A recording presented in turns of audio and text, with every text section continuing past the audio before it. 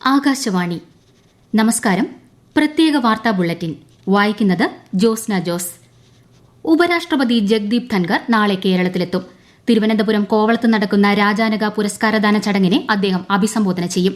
Governor Arif Muhammad ഖാനും ചടങ്ങിൽ സംബന്ധിക്കും. ഇടുക്കി വാഗമണ്ണിലെ അഭിനവഗുപ്ത ഇൻസ്റ്റിറ്റ്യൂട്ട് ഓഫ് അഡ്വാൻസ്ഡ് സ്റ്റഡീസാണ് പരിപാടി സംഘടിപ്പിക്കുന്നത്. പ്രഥമ ദേശീയ ക്രിയേറ്റേഴ്സ് പുരസ്കാരം പ്രധാനമന്ത്രി നരേന്ദ്രമോദി നാളെ രാവിലെ ന്യൂഡൽഹിയിലെ ഭാരത് മണ്ഡപത്തിൽ സമ്മാനിക്കും. പരിസ്ഥിതി സുസ്ഥിരത, വിദ്യാഭ്യാസം, സാമൂഹിക മാറ്റത്തെ പ്രോത്സാഹിപ്പിക്കൽ, ഗെയിമിംഗ് തുടങ്ങി 20 മേഖലകളിൽ സവിശേഷമായ മികവും സംഭാവനയും നൽകിയവർക്കാണ് പുരസ്കാരം നൽകുന്നത്. 2 ദിവസത്തെ സന്ദർശനത്തിനായി പ്രധാനമന്ത്രി നരേന്ദ്രമോദി നാളെ അസമിലേക്ക് പുറപ്പെടും. ശനിയാഴ്ച 18,000 കോടി രൂപയുടെ വിവിധ വികസന പദ്ധതികളുടെ ഉദ്ഘാടനവും തറക്കല്ലിടലും അദ്ദേഹം നിർവഹിക്കും. നാളെ വൈകിട്ട് 4-ന് സോണിത്പൂർ ജില്ലയിലെ തേസ്പൂർ വിമാനത്താവളത്തിലെത്തുന്ന പ്രധാനമന്ത്രി വൈകിട്ട് യുനെസ്കോയുടെ ലോക പൈതൃക സ്ഥലമായ കാസിരംഗ നാഷണൽ പാർക്കും ടൈഗർ റിസർവും സന്ദർശിക്കും.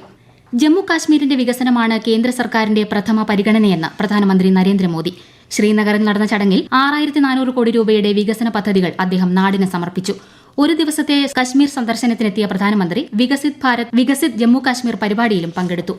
കേന്ദ്ര ടൂറിസം മന്ത്രാലയത്തിന്റെ സ്വദേശ് ദർശൻ 2.0 പദ്ധതിയിൽ മധ്യപ്രദേശിലെ ചിത്രകൂട് ഘട്ടിലെ ആത്മീയതയുടെ അനുഭവം പദ്ധതിക്ക് പ്രധാനമന്ത്രി നരേന്ദ്രമോദി തുടക്കമിട്ടു. ചിത്രകൂടിലെ സുരേന്ദ്രപാൽ മൈതാനിയിൽ നടന്ന പരിപാടിയിൽ മധ്യപ്രദേശ് മുഖ്യമന്ത്രി മോഹൻ യാദവും പങ്കെടുത്തു. സ്വദേശ് ദർശൻ സ്കീമിൽ ഉൾപ്പെടുന്ന കേരളത്തിലെ കുമരകം ടൂറിസം പദ്ധതികളുടെ ഉദ്ഘാടനം പ്രധാനമന്ത്രി നരേന്ദ്രമോദി ഓൺലൈനായി നിർവഹിച്ചു. കവണാറ്റിൻകര KTDC വാട്ടർസ്കേപ്പിൽ മന്ത്രി PA മുഹമ്മദ് റിയാസ് അധ്യക്ഷനായ ചടങ്ങിൽ മന്ത്രി VN വാസവൻ മുഖ്യാതിഥിയായി പങ്കെടുത്തു. മുംബൈ പത്താൻകോട്ട് ഭീകരാക്രമണങ്ങളിലെ കുറ്റവാളികളെ നിയമത്തിന് മുന്നിൽ കൊണ്ടുവരണമെന്ന് ഇന്ത്യയും അമേരിക്കയും ആവശ്യപ്പെട്ടു. US India counter terrorism joint working ഗ്രൂപ്പിന്റെ 20ാമത് യോഗത്തിന്റെ ഭാഗമായി വാഷിംഗ്ടണിൽ നടന്ന ചർച്ചയിലാണ് ഇരു രാജ്യങ്ങളും ഇക്കാര്യം ആവശ്യപ്പെട്ടത്. അൽ-ഖ്വയ്ദ, ISIS, ലഷ്കർ-ഇ-തോയ്ബ, ജെയ്ഷെ മുഹമ്മദ് എന്നിവയുൾപ്പെടെ എല്ലാ ഭീകര സംഘടനകൾക്കെതിരെയും നടപടി സ്വീകരിക്കണമെന്നും ഇരു രാജ്യങ്ങളും ആവശ്യപ്പെട്ടു. KPCC ജനറൽ സെക്രട്ടറിയും കേരളത്തിന്റെ മുൻ മുഖ്യമന്ത്രി K കരുണാകരന്റെ മകളുമായ പത്മജ വേണുഗോപാൽ ഡൽഹി BJP ആസ്ഥാനത്തെത്തി അംഗത്വം സ്വീകരിച്ചു. കേരളത്തിന്റെ ചുമതലയുള്ള BJP നേതാവ് പ്രകാശ് ജാവദേക്കർ അടക്കമുള്ളവരുടെ സാന്നിധ്യത്തിലാണ് പത്മജ അംഗത്വം സ്വീകരിച്ചത്. പ്രധാനമന്ത്രി നരേന്ദ്രമോദി മികച്ച നേതാവാണെന്നും BJPയിൽ ചേരാനായതിൽ സന്തോഷമുണ്ടെന്നും പത്മജ വേണുഗോപാൽ മാധ്യമങ്ങളോട് പ്രതികരിച്ചു. ആകാശവാണി കോഴിക്കോട് പ്രാദേശിക വാർത്താ വിഭാഗത്തിൽ editorial executive, news reader come translator തസ്തികയിലേക്ക് 2 വർഷ കരാർ അടിസ്ഥാനത്തിൽ പ്രസാർ ഭാരതി അപേക്ഷ ക്ഷണിച്ചു. കൂടുതൽ വിവരങ്ങൾ newsonair.gov.in/vacancies എന്ന വെബ്സൈറ്റിലുണ്ട്. ഓൺലൈൻ അപേക്ഷകൾ applications.prasarbharati.org എന്ന വെബ് ലിങ്കിൽ 2024 മാർച്ച് 19-നകം ലഭിക്കേണ്ടതാണ്. കേരളത്തെ അതിദരിദ്രരില്ലാത്ത സംസ്ഥാനമാക്കി ഈ വർഷത്തോടെ മാറ്റിയെടുക്കുമെന്ന് മുഖ്യമന്ത്രി പിണറായി വിജയൻ. LDF കണ്ണൂർ പാർലമെന്റ് മണ്ഡലം കൺവെൻഷൻ ഉദ്ഘാടനം ചെയ്യുകയായിരുന്നു അദ്ദേഹം. നമ്മുടെ രാജ്യത്തിന്റെ ജനാധിപത്യ വ്യവസ്ഥ കൂടുതൽ സംരക്ഷിക്കേണ്ടതുണ്ടെന്നും മുഖ്യമന്ത്രി പറഞ്ഞു. സർക്കാർ ഉടമസ്ഥതയിലുള്ള രാജ്യത്തെ ആദ്യത്തെ OTT പ്ലാറ്റ്ഫോമായ സി സ്പേസിന്റെ ഉദ്ഘാടനം മുഖ്യമന്ത്രി പിണറായി വിജയൻ നിർവഹിച്ചു. മലയാള സിനിമയുടെ വളർച്ചയെ പരിപോഷിപ്പിക്കുന്ന നിർണായക ചുവടുവയ്പ്പാണ് ഇതെന്ന് മുഖ്യമന്ത്രി പറഞ്ഞു. കലാമൂല്യമുള്ള സിനിമകളെയും കലാകാരന്മാരെയും പ്രോത്സാഹിപ്പിക്കാനുള്ള ദൌത്യമാണ് സി സ്പേസിലൂടെ കേരളം ഏറ്റെടുക്കുന്നതെന്ന് അദ്ദേഹം വ്യക്തമാക്കി. നാളെ അന്താരാഷ്ട്ര വനിതാ ദിനം. സ്ത്രീകളിൽ നിക്ഷേപിക്കുക, പുരോഗതി ത്വരിതപ്പെടുത്തുക എന്നതാണ് ഐക്യരാഷ്ട്രസഭയുടെ ഈ വർഷത്തെ വനിതാ ദിന സന്ദേശം.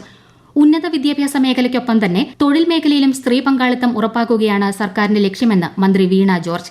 കേരള വനിതാ കമ്മീഷന്റെ ആഭിമുഖ്യത്തിൽ തിരുവനന്തപുരം ജവഹർ ബാലഭവനിൽ സംഘടിപ്പിച്ച അന്താരാഷ്ട്ര വനിതാ ദിനാചരണം ഉദ്ഘാടനം ചെയ്ത് സംസാരിക്കുകയായിരുന്നു മന്ത്രി.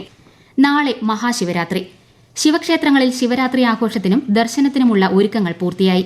ആലുവ മണപ്പുറത്ത് പിതൃതർപ്പണത്തിനുള്ള ഒരുക്കങ്ങൾ പൂർത്തിയായി.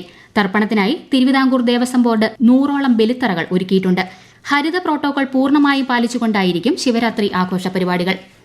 ശിവരാത്രിയോടനുബന്ധിച്ച് കൊച്ചി മെട്രോ നാളെയും മറ്റന്നാളും സർവീസ് ദീർഘിപ്പിക്കും. ആലുവ മണപ്പുറത്ത് ബലിതർപ്പണത്തിനെത്തുന്നവരുടെ സൌകര്യാർത്ഥമാണ് സമയം നീട്ടുന്നത്.